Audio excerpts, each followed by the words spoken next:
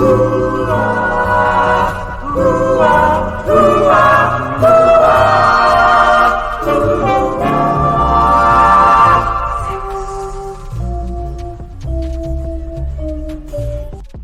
up, what up, what up? It's your boy Big Vern coming to you live from the App Stupid Studios. App like you got some sense. Smash the like and subscribe button. We like it when you do that here in the studio. Also, shout out to everybody who's been rocking with us. As you can see all of our socials at the bottom of the screen. Make sure you follow us on Patreon or follow us on Twitch. And if you want to fund the madness directly, you can hit us up at $ Cash App Vern Dollaz, DOLLAZ. Got an extremely jam-packed show for you today.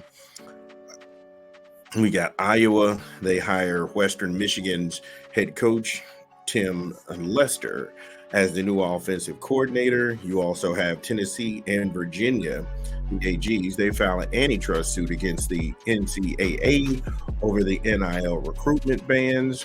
Anthony Edwards in the NBA of the Minnesota Timberwolves, he was fined for running at the referees $40,000. My goodness. Ben Simmons, he's hurt again. He did not play last night for the New Jersey Nets, the Brooklyn Nets, I'm sorry. Just showed my age there. Also going to have some Seattle Seahawks news where Mike Macdonald, the former Ravens defensive coordinator, he's going to replace Pete Carroll in Seattle, and then Boston College's coach, Jeff Hafley. He is now the new defensive coordinator for the Green Bay Packers. Also, the Senior Bowl is this weekend. Will you watch it? According to the Philly Voice and Jimmy Kaminsky, Philly, the Eagles, they have 15 potential draft targets that they're going to be watching on Saturday. That's another story we'll cover. Also in CBS Sports, Jordan Dajani talks about the replacement for Vic Fangio at the defensive coordinator for the Miami Dolphins. Who were the Fighting Fish going to settle on? And they talk about a couple of names up for that job. Like I said, it is a huge sports day. So we will get started when we come back from a quick 20 from another unofficial sponsor of the show. This is Vern at App Stupid.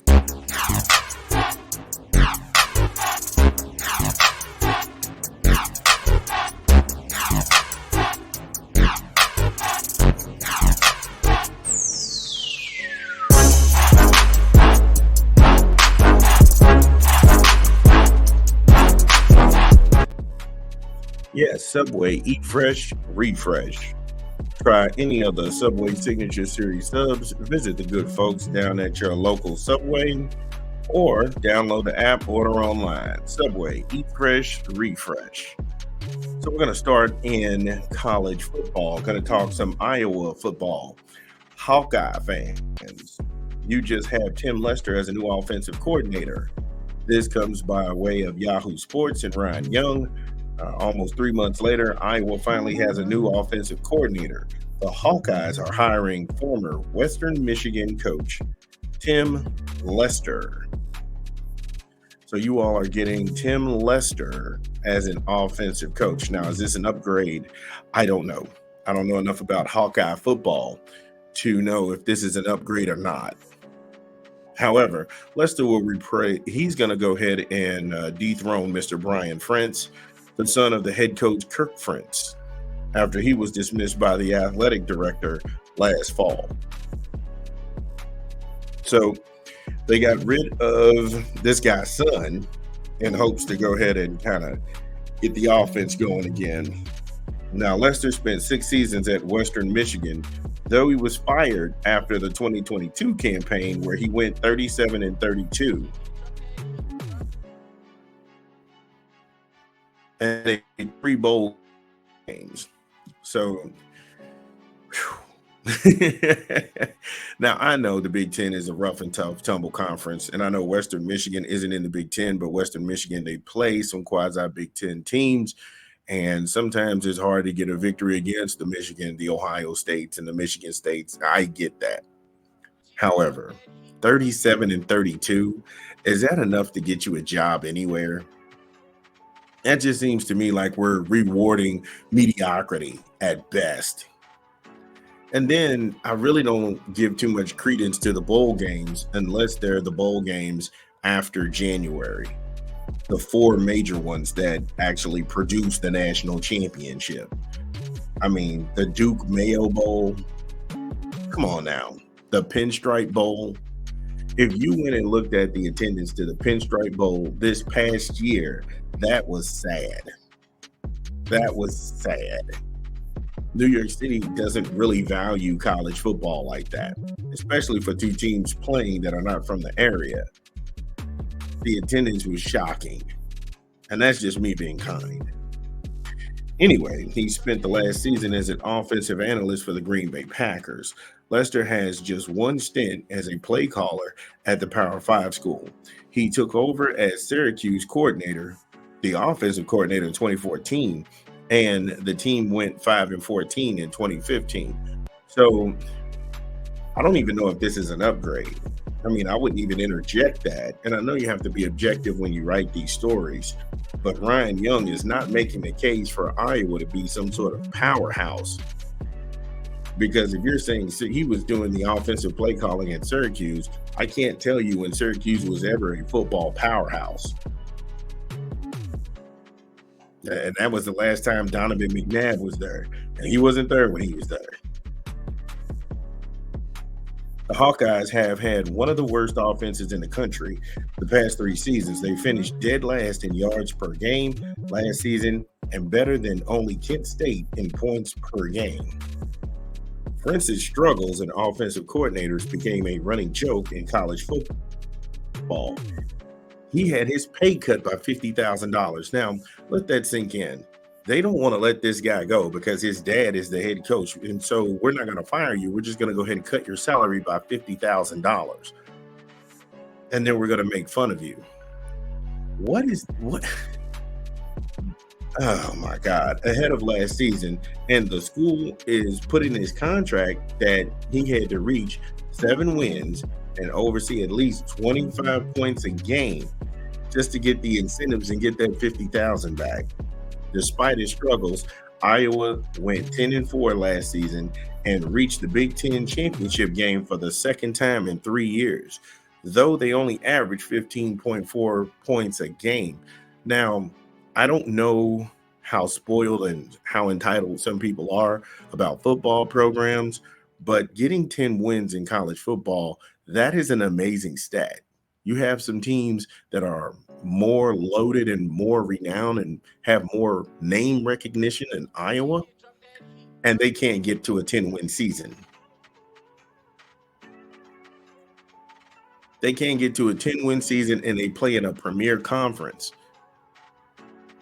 And so the fact that you still had 10 wins, but your offense only averaged 15 points a game, that means what they're not saying is that the defense did its job. If you got to a 10-win season and you can only scrape together 15 points, defensively, you held your own. Iowa has a season opener on August the 31st against Illinois State. Now, Prince, who's the head coach, his dad, at that time, he will be the longest tenured coach in the country. And he's got 26 seasons, so he's almost been there for 30 years as the Iowa Hawkeyes head coach. So, we'll get into everything from draft class. We'll get into the schedules. We'll look at the personnel. I don't think that Iowa has enough right now to compete, especially with the Big Ten and the way that the Big Ten is actually set up this year. I think past years they could have got away with it, but I don't think that it's going to happen this year. So, but we'll talk all about that when we come back from a quick 20 from another unofficial sponsor of the show. This is Vernon at App Stupid.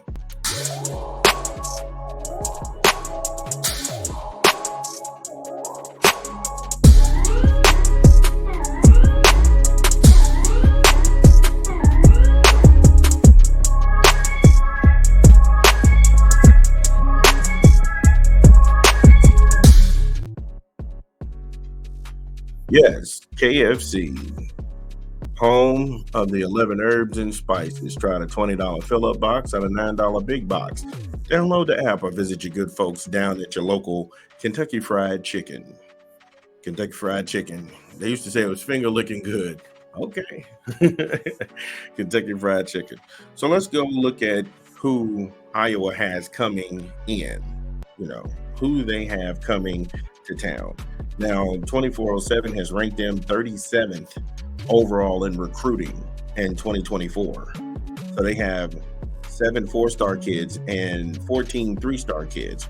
One transfer in Caden Proctor from Alabama, and he's an offensive tackle. That's it. That's it. I don't know if that gives me enough, I wouldn't say confidence, but that doesn't really assuage my fears that Iowa is going to be some sort of nuclear like powerhouse, having a 37th ranked recruiting class in 2024. This is all you have coming to town. You don't have the transfer portal. You don't have a presence there. So, okay. You add into that mix, you've got now Tim Lester, a guy who the last time he was calling plays in Syracuse, it looked like a hot dumpster fire. I don't know if you all are trying to lose, but you're giving people those we want to lose vibes. Iowa's schedule in 2024. So we talked about Illinois State on the 31st of August. Then you have Iowa State on September the 7th. Now, that is a rivalry game. So who knows how that's going to turn out, especially when you're recruiting from that area. Those games mean more to those kids than guys who you went to other states to get because they may not get it. For example, kind of like when Louisville plays Kentucky.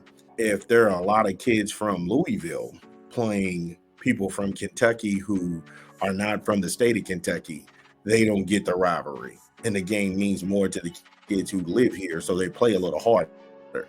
So predicting rivalry games is, like I said, enter at your own risk.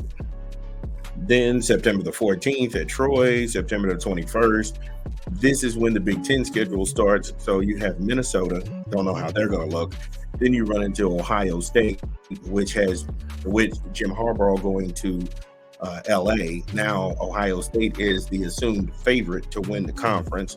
Then you play Washington, which is a West Coast team that will spread you out under new head coach Jeff Fish. And then you have Michigan State, still haven't figured them out yet. Also, you have Northwestern, Wisconsin, UCLA, Maryland, followed by the season finale against Nebraska. Damn. Wow. That's your schedule.